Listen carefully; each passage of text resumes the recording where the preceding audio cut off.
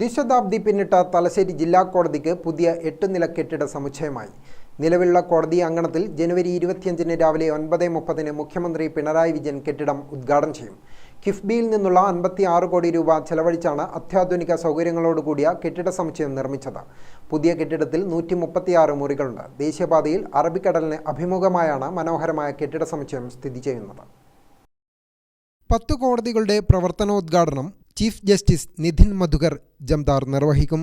Speaker N Shamseer, മന്ത്രിമാരായ P Rajeev, K N Balagopal, P A Muhammad Riyas, ഹൈക്കോടതി ജഡ്ജിമാരായ justice Muhammad Mushtaq, A K Jayakrishnan Nambiar, T R Ravi, Kauser Edappagath, C P Muhammad Niyas എന്നിവർ ഉദ്ഘാടന ചടങ്ങിൽ പങ്കെടുക്കും. നിലവിൽ ജില്ലാ കോടതി കോംപ്ലക്സിൽ 4 ഏക്കർ സ്ഥലത്ത് വിവിധ കെട്ടിടങ്ങളിലായി 14 കോടതികൾ പ്രവർത്തിക്കുന്നുണ്ട്. പ്രിൻസിപ്പൽ ജില്ലാ സെഷൻസ് കോടതി, 4 അഡീഷണൽ ജില്ലാ കോടതി, മോട്ടോർ ആക്സിഡന്റ് ക്ലെയിംസ് ട്രിബ്യൂണൽ, കുടുംബ കോടതി, പോക്സോ സ്പെഷ്യൽ കോടതി, 2 അസിസ്റ്റന്റ് സെഷൻസ് കോടതി, ചീഫ് ജുഡീഷ്യൽ മജിസ്ട്രേറ്റ് കോടതി, 2 മജിസ്ട്രേറ്റ് കോടതി എന്നിവയാണ് നിലവിലുള്ള കെട്ടിടത്തിൽ പ്രവർത്തിക്കുന്നത്. പൈതൃക കെട്ടിടങ്ങളിൽ പ്രവർത്തിക്കുന്ന പ്രിൻസിപ്പൽ ജില്ലാ സെഷൻസ് കോടതി, മുൻസിഫ് കോടതി, ചീഫ് ജുഡീഷ്യൽ മജിസ്ട്രേറ്റ് കോടതി, പോക്സോ കോടതി എന്നിവ നിലവിലുള്ള കെട്ടിടത്തിൽ തുടരും. ബാക്കിയുള്ള 10 കോടതികൾ പുതിയ കെട്ടിടത്തിലേക്ക് മാറും.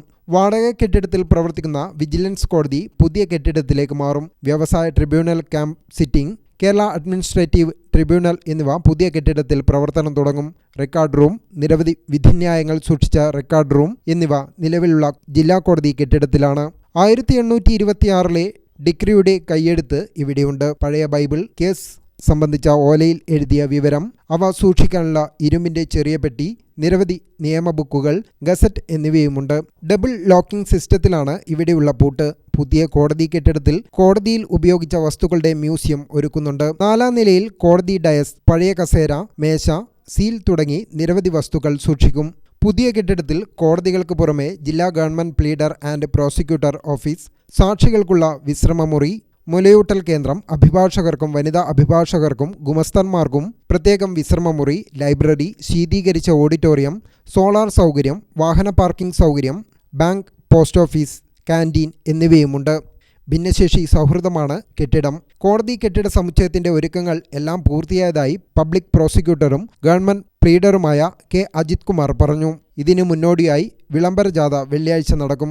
കോടതി ജീവനക്കാരും അഭിഭാഷകരും വിളംബര ജാഥയിൽ പങ്കെടുക്കുമെന്ന് അജിത് കുമാർ പറഞ്ഞു. 3 ഓഫീസുകളുടെ പ്രവർത്തന ഉദ്ഘാടനം നടത്തുകയാണ്.